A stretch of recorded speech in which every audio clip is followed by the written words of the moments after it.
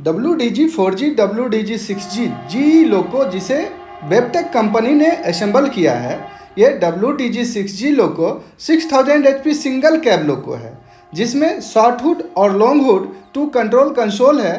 लेकिन WDG 4G लोको dual cab लोको है, जिसका HP हॉर्स पावर 4000 होता है। अगर इंडियन रेलवे में AC लोकोमोटिव नहीं आता तो 4G 6G लोको इंडियन रेलवे में किंग लोको होता और इंडियन रेलवे पे राज करता।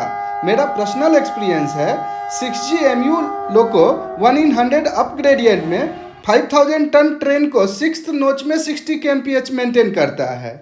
ये हम लोग का डिवीजन या जोन में मैक्सिमम मल्टीपल यूनिट रन करता है, बट कभी कभी सिंगल यूनिट लोको भी आता है। तो आज हम लोग सिंगल यूनिट लोको का कंट्रोल स्टैंड या कैब चेंजिंग प्रोसीजर जान लेंगे कि जो MU कैब चेंजिंग से थोड़ा डिफरेंट है। ये वेबटेक लोको का कंट्रोल स्टैंड चेंज करने के लिए या कैब चेंज करने के लिए पार्किंग ब्रेक जरूर अप्लाई करना चाहिए। अभी हम लोग पार्किंग ब्रेक अप्लाई कर दिए हैं।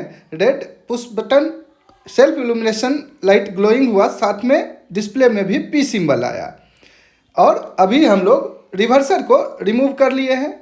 A9 को फुल सर्विस डालना चाहिए। अभी A9 फुल सर्विस डाल दिया तो BP प्रेशर 3.5 आने तक वेट कर लें। अभी BP 3.5 आ गया और SA9 अप्लाई कंडीशन में है और LT स्विच को लीड में ही रहने दें। LT स्विच लीड रहने के बाद हम लोग आइसोलेशन स्विच को ऑफ कर देंगे। आइसोलेशन ऑफ करने का मतलब है ये कंट्रोल स्टैंड या कैब इनएक्टिव हो गया। आइसोलेशन स्विच HHP लोको का BL की जैसा काम करता है। अब हम लोग रिवर्सर लेके दूसरा कंट्रोल स्टैंड या दूसरा कैब में चले जाएंगे। LT switch already lead position में है, आइसोलेशन स्विच को आइसोलेट कर दिए। आप रन भी कर सकते हैं। फर्स्ट पोजीशन आइसोलेट है, कैब चेंज कर रहे हैं, आइसोलेट कर दिए। अभी सिंगल डिस्प्ले में डाटा दिख रहा है, दोनों डिस्प्ले को हम लोग बोथ डिस्प्ले में कर लेंगे। इससे क्या होगा, सेम डाटा दोनों में दिखाएगा। और एक पेनाल्टी आया है 34 सेकेंड का, इसमें डिस्प्ले में भी दिखा रहा है console change penalty remain full service for 34 second, यानी 34 सेकेंड तक वेट किए तो एक मैसेज आ गया रन करने के लिए। अभी हम लोग रन किए तो ER क्रिएट हो रहा है, ER के साथ BP भी क्रिएट हो जाएगा। अभी देख सकते हैं PCS भी क्लोज हो गया, ER और BP भी 5 kg क्रिएट हो चुका है। BC प्रेशर ऑलरेडी 5.2 है। आइसोलेशन स्विच को अभी रन में करेंगे और रन में करके हम लोग लोको ब्रेक पावर टेस्ट करेंगे। रिवर्सर सेंटर में है, इसको फॉरवर्ड करने से फॉरवर्ड आया।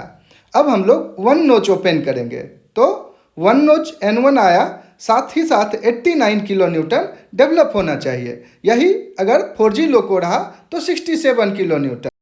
LT स्विच देख रहे हैं, वर्किंग कंट्रोल स्टैंड में भी लीड है और नॉन वर्किंग में भी लीड है। SA9 रिलीज होना चाहिए नॉन वर्किंग कंट्रोल स्टैंड में।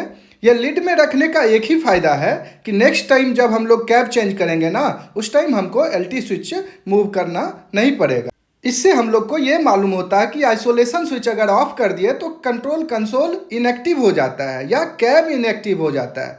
यानी आइसोलेशन स्विच जिधर ऑन है, यानी आइसोलेट या रन है, उधर ही आपका सभी A9 SA9 LT स्विच सभी काम करता है। या दूसरा कंट्रोल स्टैंड कैब जो आइसोलेशन स्विच जिसमें रन है वो वर्किंग हो जाता है, एक्टिव हो जाता है। 4G लोको में सेम कंट्रोल स्टैंड 1 यानी शॉर्ट हुड से लॉन्ग हुड 6G लोको में गए ना, वैसा ही कैब से दूसरा कैब में जाके आप कैब चेंज कर सकते हैं। और DB आपको चाहिए तो DB का ब्रेकर कंट्रोल स्टैंड में ऑन कर लेना चाहिए।